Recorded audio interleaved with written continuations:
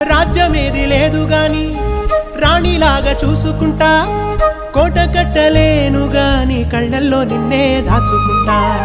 రాత ఎట్లా రాసి ఉన్నా ఆ మార్చి నీతో రాసుకుంటా. స్వర్గమంటూ ఉన్నదంటే అది నీతోనే ప్రతిరోజు పంచుకుంటా. నిన్ను గన్న మీ నాన్న కన్నా లారు ముద్దుగా సాదుకుంటా. నీకు కోపం వస్తే కొంత దూరం ఉంటా, నువ్వు గీత గీస్తే నేను దాటనంట. కంట నీరు కంటి రెప్ప దాటకుండా కాటుకై కావలుంటా.